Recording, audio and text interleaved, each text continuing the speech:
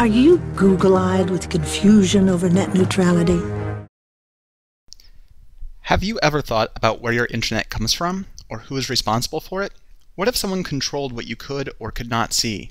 In the future, will the internet be free, or will it be bought and sold? The debate over net neutrality is just part of one that's gone on since 1860, when the U.S. subsidized the telegraph lines, and then in 1887, the railroads were kept from charging different customers for the same service.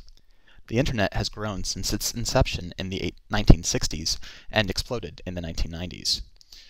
Cables connecting users and businesses across the globe have been laid by a small group of internet service providers, or ISPs, who can, and increasingly do, control the flow of information. Legislation in 1996 told the ISPs they had to let other companies use their wires to increase the number of internet providers, but did not require democratic usage of those wires.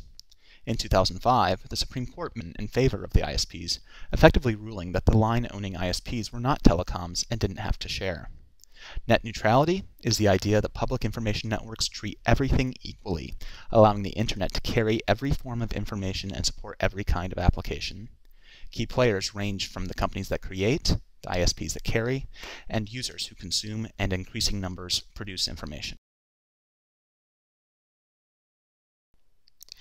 As the gatekeepers to the internet, pipeline-owning ISPs like Comcast, AT&T, and SBC have tightened their hold on what goes through their lines, to whom, and at what speed. They view net neutrality as government intervention of the worst kind. ISPs want the freedom to develop further relationships with media companies such as Disney and Time Warner. They propose a tiered internet where content providers can either pay premium prices to transmit their media or pass the cost to the consumer, who will pay for speed and guaranteed service. ISPs believe that a neutral internet would inhibit their economic creativity, as well as disable important efforts to stop information policy from stealing music, movies, and books through unfettered peer-to-peer theft.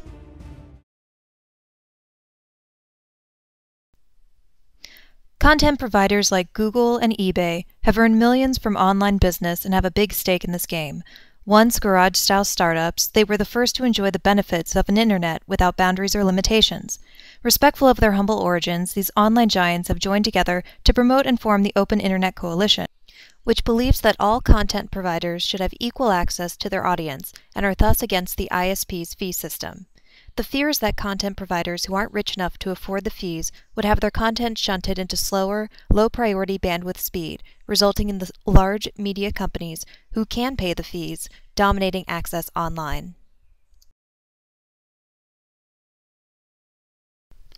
Small content providers, like independent film producers and musicians, have relied on equal access to the internet to promote their products.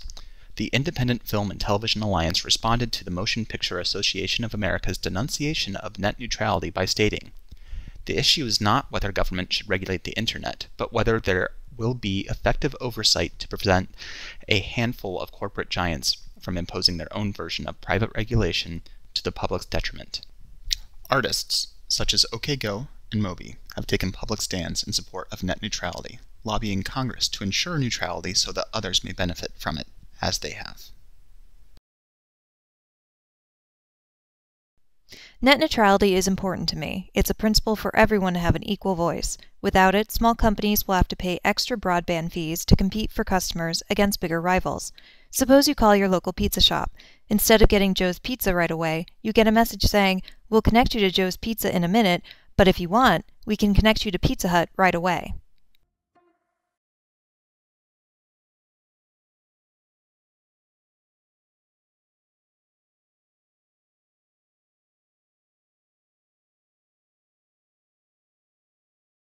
To seize this moment, we have to ensure free and full exchange of information. And that starts with an open internet. Obama appointed his top technology advisor, Julius Genachowski, the new FCC chair.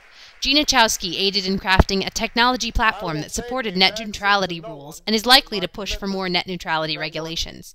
Currently, the Federal Trade Commission states that they can find no evidence of a problem. Users have a fast and open forum to share ideas, trade information, and entertain. The growing world of Web 2.0 relies on unrestricted bandwidth access. However, ISPs have the right to reduce consumer bandwidth space or raise user fees greatly, resulting in higher prices for premium service and a new caste system.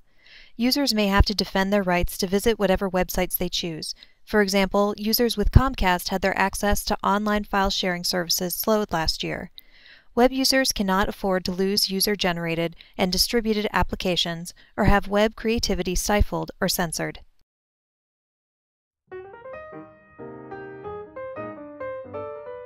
I care about net neutrality because I care about anything that's going to get between me and doing my job. Without it, my access to information would be censored. A classic case of the public good versus private interest. I just figured you sign up with an internet provider and you get full access to the web. That's how it always was, so I expected it to continue. Whoever controls how we get it, who gets to have it. Is it something else that I get to argue with Comcast about? Well, that's definitely an issue. It might be anti-capitalistic. Kids from Harvard or kids from UIC have the same access. Lack of privacy. High cost. Money! Information flow, power. Stove's Pizza versus Pizza Hut. Comcastic. Big businesses not squishing the little guy. Yeah, that's a good one. John Stuart Mill. Everyone wants the money! A level playing field. Ideas. Equal voice. You cannot indiscriminately block anything. It's important. Yeah. But so is capitalism. This is not a cut and dry issue. We are all the stakeholders. We're equal opportunity as far as information around here, which is exactly what net neutrality is. Right.